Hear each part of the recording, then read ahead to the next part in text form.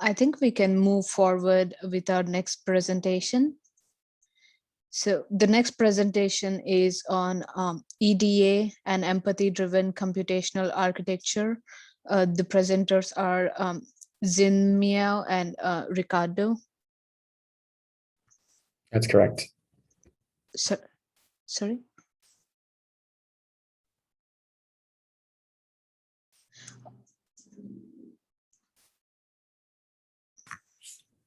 Okay, can you see our slides? Yes. Okay, sure, perfect. So hi everyone. So today we are going to present you our EDA, which is empathy-driven computational architecture. And I'm Xinmiao, and this is Ricky, my partner, and we are from Grinnell College. Riccardo, I think you're not sharing your full screen. Yeah. I'm sorry, is there a problem here? We could see two split screens, like we could see your notes and all that. Oh, I'm so sorry. Okay. Yeah.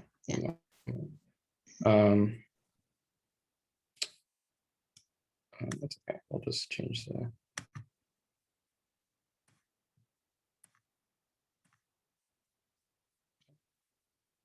Sorry about that. Try that again. Okay, cool. It's good. Okay, so I will just jump directly into our presentation, and Ricky will just first introduce you to the architecture and our current designs.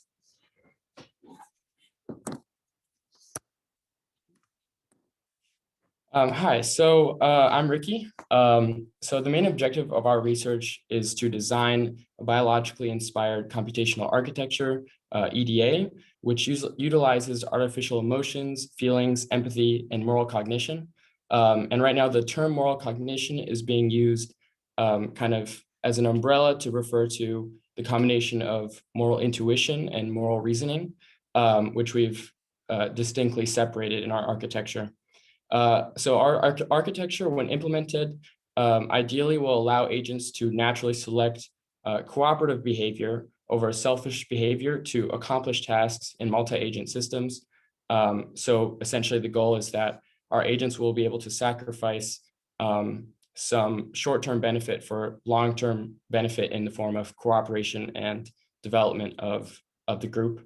And another alternate goal that we have is to continue driving insights on how human empathy and morality works, and how it's affected by, or how it affects decision making.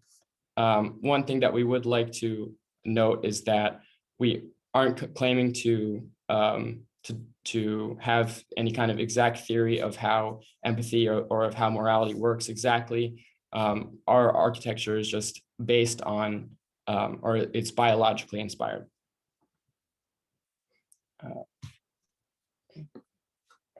So before we get started, we should kind of establish some important concepts that are necessary to understand our architecture.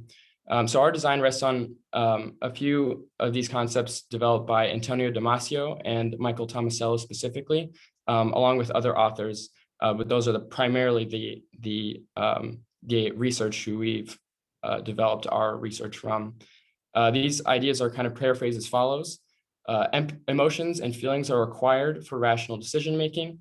Emotions and feelings are foundational for empathy, and empathy is a catalyst for moral intuition and moral reasoning. Finally, moral behavior is a form of cooperation. So kind of in this last statement, we're trying to imply that cooperation entails some kind of suppression of one's own interests, or at least valuing another self-interest as much as our own. And morality in the context of cooperation pushes us to choose to work together for the benefit of the group rather than working only to serve our own interests, which is kind of what I was saying before. And so here's kind of a rough sketch of our design.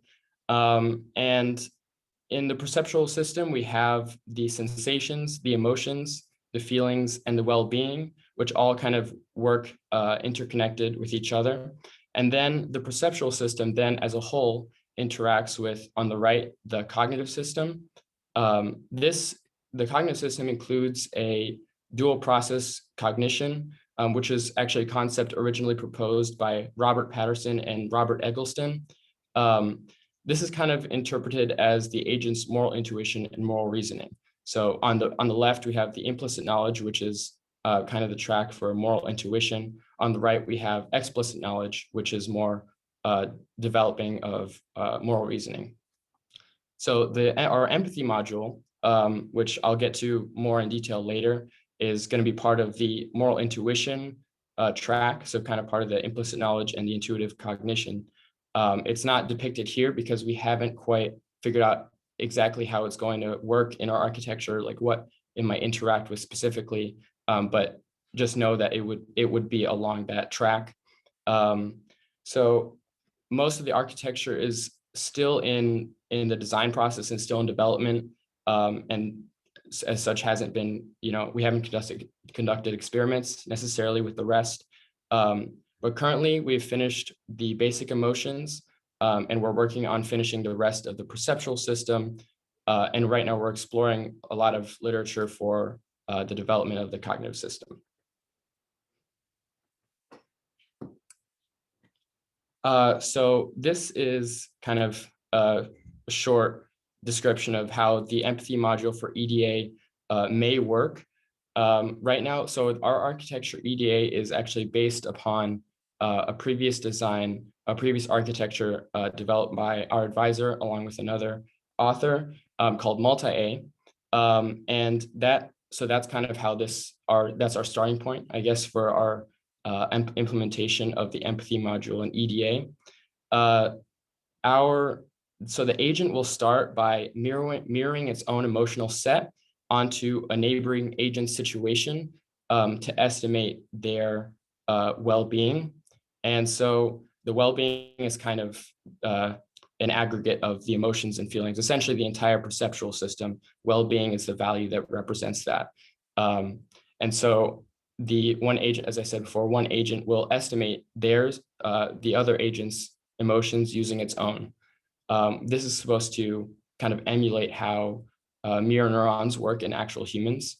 After that, the agent will then analyze its interaction history with that specific neighbor to determine how much reciprocity it will tolerate. So essentially, if the interactions with that specific neighbor have led to a lot of positive reinforcement, then that would mean more reciprocity would be allowed, right? Whereas the opposite, if the interaction history has been particularly negative or low, then it will have a lower reciprocity towards that agent. And then kind of as I described there, it will use all that information together and calculate an empathy coefficient. And that will kind of be used in Multi-A, it was a big, much larger part of the decision-making process. And in EDA, it's still a large part, but now what we'd like to do is take that, and we want to say that's one half, that will be the moral intuition. And then the other half is going to be completely new, which is the moral reasoning aspect of our architecture. So again, I'd like to reiterate that this is just our starting point. This was the original design for Multi-A, but we would like to revise and improve this significantly in EDA. So as I kind of said briefly before, we've designed the emotions, the basic emotions, for EDA. And these are kind of just a qualitative description of what we would like each emotion to represent, kind of in a more general context. Though, I mean, for testing, we have implemented more specific equations for each of these emotions, but we felt that it was kind of more important to understand what each of those equations mean and why we've designed them in that way. Again, the equations are actually subject to more variation in the future, depending on like the type of experiments and the experimental parameters and just the environments that the agents are placed in. So again, another kind of why we aren't giving that, and we prefer to give the qualitative descriptions. So starting off, the first basic emotion that EDA has is fear. And this is a response to any kind of imminently dangerous stimuli, meaning if the agent receives like a very low reinforcement or something, as the agent's livelihood and survival depends on its reinforcement. Then the next one we have is happiness. And this one is more of a response to situations that are beneficial to the agent's survival and well-being. So this is, in a way, it's opposite of fear in that, it's dependent on reinforcement, but positive reinforcement results in in an increase in happiness and such. The next one we have here is anger, which is a kind of a response to loss of control over the environment. And this is when kind of something happens that would be contrary to the agent's expectations. Like, for example, if it has a certain expectation for the amount of reinforcement it should receive in a given interaction, but it receives less, then that would make the agent more angry, right? The next one we have is sadness, which is response to stimuli harmful to long-term success. So this is something that builds more gradually, as opposed to maybe fear, which is more, as I said before, it's more immediate and more imminent. Next we have is disgust, which is a response to more revolting or something that's distasteful, something that the agent in the future would want to avoid. So similar to sadness, it's more of a gradual growth and decline.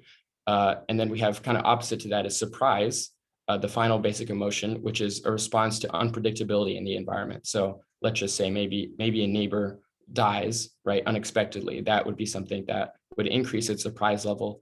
And since the agents gather reinforcement from each of its interactions, losing a neighbor means that's one less opportunity to receive reinforcement. So that's, in that case, surprise would increase. And so it should also be mentioned that in future versions, and actually the next version, we would like to implement social emotions, which are, as their name suggests, they will vary depending on the social situation of the agent and specifically which agents it's interacting with. Okay, so next I'm going to talk about how we test out these emotional values equations in a specific scenario, which is a PDG. So this is a brief example. This is a brief description of what PDG is. PDG stands for Prisoner's Dilemma game. And in our simulation experiment, we use an undirected graph to represent agents. And as you know, graph contains nodes and edges. So each node represents different agents who has different strategies depending on their status. And edges represent their interactions. So we should mention that only interactions with cooperators render a positive reinforcement. So this agent can interact with each other, but they don't necessarily guarantee a positive reinforcement. And also, to simplify the problem, we're only using a lattice network, which means each agent has 4 neighbors to interact with. And the graph on the right is an example of a lattice network. And this is actually a Prisoner's Dilemma game in evolution. So you can see that some agents are dying and the green and the blue agents are cooperating and the red ones are defecting.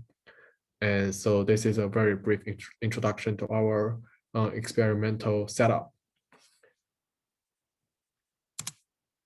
So the simulation procedure is as follows. So at each match, the simulation is divided into different matches. And within each match, agents will interact with all its neighbors, and it will receive reinforcement from the interaction. So as I've mentioned, only interaction with cooperating neighbors will render a positive reinforcement. And actually, I have a table below to summarize the reinforcement received by agent status and its neighbors. And during this session, the agent will also update the emotional values based on the equations we have discussed before. We just want to see if the emotional value actually reflects the situation the agents are living in. And also agents will then be eliminated if they do not receive enough reinforcement during these interactions. This means that if you are surrounded by defectors, then you will receive 0 reinforcement, which makes you being eliminated. And also there's another session where agents might turn from cooperator to defector if it has a defecting neighbor who has a higher reinforcement within this match. So this is a basic simulation procedure we are going through. Next is the experimental setup. So our PDG is played with within a lattice network with 225 agents. So at the beginning of simulation, there are 224 cooperator and 1 defector at the center. So the parameter TI defines the total reinforcement that each agent needs to receive in order to survive. And there's also another parameter showing the probability that an agent will change its strategy from cooperator to defector if it has a higher defecting neighbor with higher reinforcement. So, and also, of course, we also have some parameter for the reinforcement from interactions, and the reinforcement are summarized in the table below. And you can see that if an agent is defector, it will get a much higher reinforcement if it has a cooperating neighbor. And this is an experimental setup we are going through. So next, I'm going to talk about the results. So this graph, it shows evolution of the lattice network throughout time. So we can see that at the beginning of the match, there's only 1 defecting neighbor. And at the center, and before match 10, the number of defecting neighbor is steadily increasing because cooperating agents are imitating the defector's behavior because it renders a higher reinforcement in this case. But we can also see.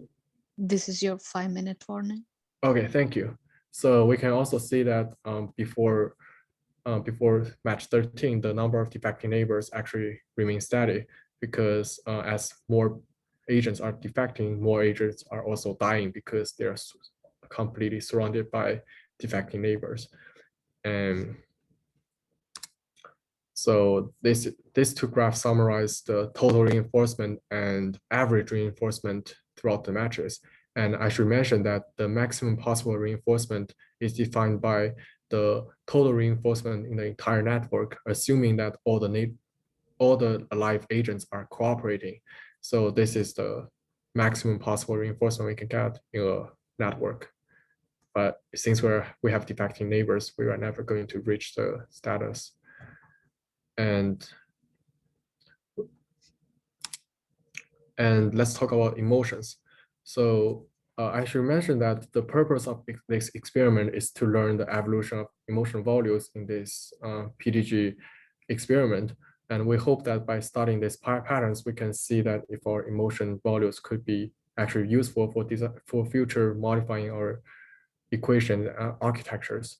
And I have included 2 graphs as an example of how we could modify it. And as we can see, the fear emotion is much higher than for defectors than cooperators. And we can also see that the average happiness emotion is also lower for defectors.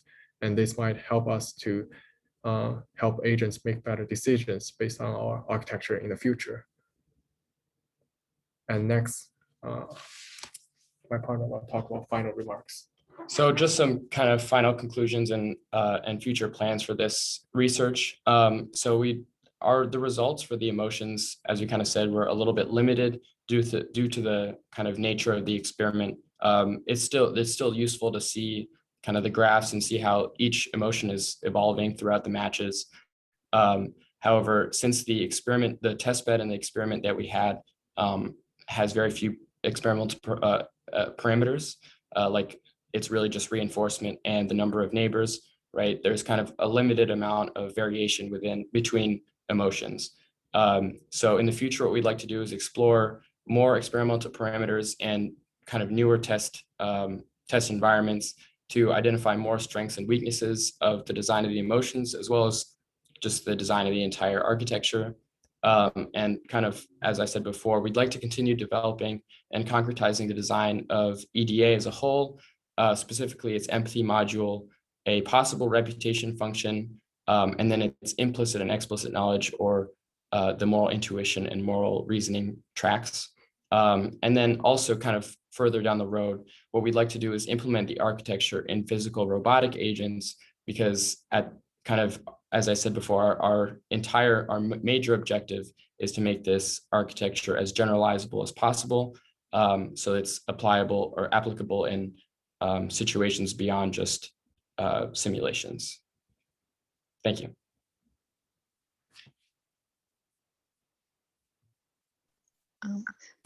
Thank you. We have one question. And, how can you claim to model emotions with reinforcement learning when emotions always have a target? How do you encode such relational content? So it's just to clarify, I mean, I'm happy for you to model affect in terms of value, but emotion is much richer, right? I mean, for example, can you handle Schadenfreude? That's my favorite emotion, because it's an emotion about someone else's emotion. Sure. Well, so our architecture, as I said before, kind of, we wouldn't like to say that this is the depth of all human emotion, right, or human feeling. This is kind of what we decided was we would take inspiration from human emotion and apply it to our architecture, but not necessarily try to recreate all of the human mind or human emotion in just this architecture. So we took what we thought was relevant. Of course, you never do everything relevant to what? Not to goal reasoning. Just, I would say so it's called an empathy-driven architecture. So currently we would like to add more emotions, right? But what we have so far is the basic emotions that we think will develop the empathy and moral reasoning. Yeah, and I just want to say that I think that that's a bit of a cop-out. We have had for 30 years, we've had generative theories of emotions. You go back to the Ortoni et al. Framework, right? Where they talk about how emotions are relationships between goals and beliefs and expectations. And they're very generic, right? And you can cover a whole slew of emotions that way. You don't need to have a fixed set. We have generative theories of it.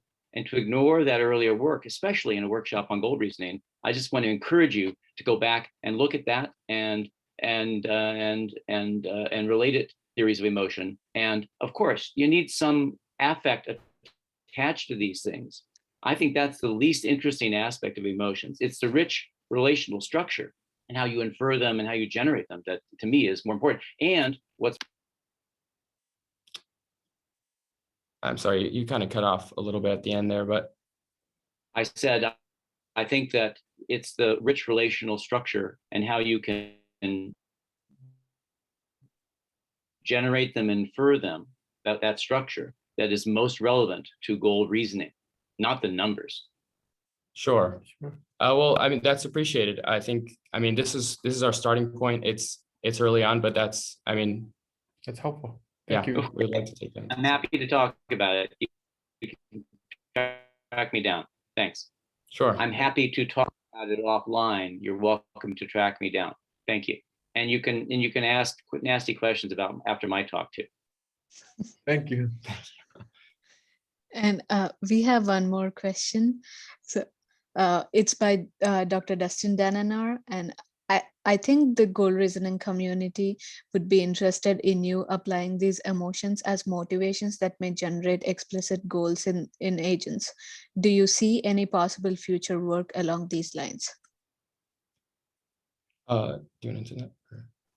I think right now our architecture is very rudimentary, so we're just exploring the perceptual system right now. But we're happy to include the more goal reasoning part in our later framework, and I think that's a very possible track we're going to go through after we finish the perceptual system.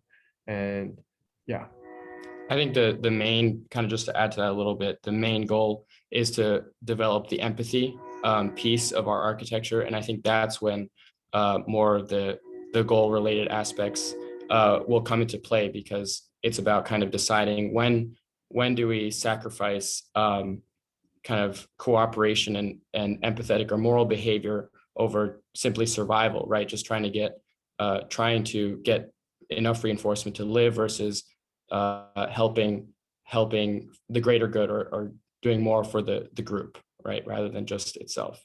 But yes, yeah, I what Austin said.